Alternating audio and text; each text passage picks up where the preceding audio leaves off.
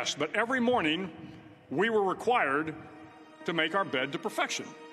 It seemed a little ridiculous at the time, particularly in light of the fact that we were aspiring to be real warriors, tough, battle-hardened SEALs.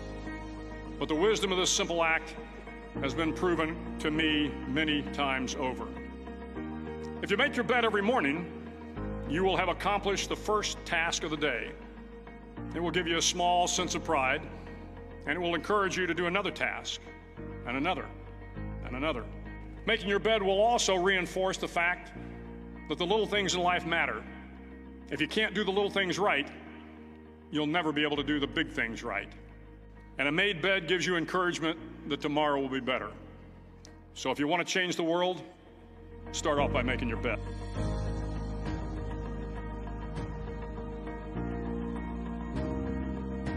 Orient yourself towards something. You have to figure out what it is. What will work for you? What goal would justify the suffering of your life? Start trying to piece that together. You're going to get better at it. But it's a personal process. And you should use your education to inform that. So you need a personal place to stand, because otherwise you're going to be handed a place to stand on a plate. And it may be one that makes you a puppet of someone else's goals. So I would say, you know, what are the processes? Well, I think what I've recommended to people is clean up your room. That's a good start. Organize your local landscape. Schedule your time. Start taking control of yourself. See if you can stop saying things you know to be lies. That's not the same as telling the truth. You don't get to do that to begin with because you're not good enough at it to even attempt it in some sense. But everyone can stop saying things they know to be falsehoods. They can use their own damn definition of falsehood. Pay attention to that. Some things you do will make you feel disintegrated. It's a physiological sensation. Disintegrated and weak. It's something that Carl Rogers commented on. He thought about that as part of, now I can't remember the word. Something like integrity. But that isn't the word he used. But some things improve your integrity and some things disintegrate you. Now, the things that disintegrate you, you often do to impress other people, or because you're taking a shortcut, or you're escaping what you know to be your moral obligation. And your moral obligation stems naturally from your aims. Like once you have aims, you have moral obligations. They come together because the moral obligation is what you need to do in order to obtain the aim. So, and if you don't have an aim, well then you're aimless, so that's not a solution. So along with the aims come the moral obligations. Then when you violate the moral obligations, you'll have a sense of that violation. It's like, well, you have to stop doing that. Or that's something you could do. You don't have to. You don't have to do any of this. But I would say that's where people should start. You start small. It's not small. You think it's small. It's not small. I had a girl come up to me last night at the end of my talk, and this happens all the time.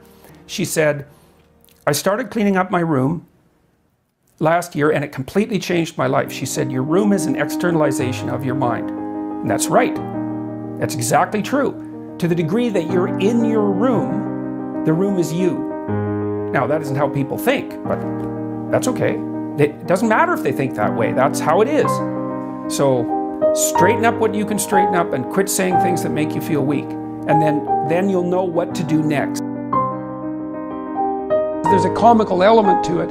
It's to clean up your room. And everyone laughs about that because I'm taking that seriously. It's like, well, clean up your room. Everyone's mother has told them that 1,000 times, right? But I try to explain why. It's like, well, you have a bit of chaotic potential right in front of you. It's, in some sense, infinite in its potential. And the domain in which you can manipulate that might be rather restricted because of the restrictions that are part and parcel of your existence. But maybe you have your room and you might think, you might have contempt for that, and so it's a complete bloody catastrophe. But you don't have to. You can think, well, I've got a little... It isn't a room, it's a place of potential. And as soon as you know that, then it's not your room anymore.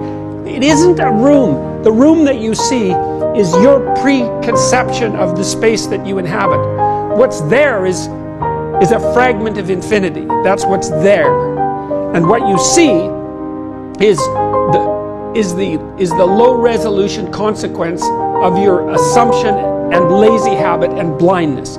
that's your initial room, and you think, well, no, that's not the room. See, part of what artists do, for example, when Van Gogh paints a room, and you look at it glowing, he's trying to show you what's beyond your perception of the room. And I mean this technically, like the way that your visual system is set up is that whenever memory and presumption can replace direct perception, it will, because it's simpler.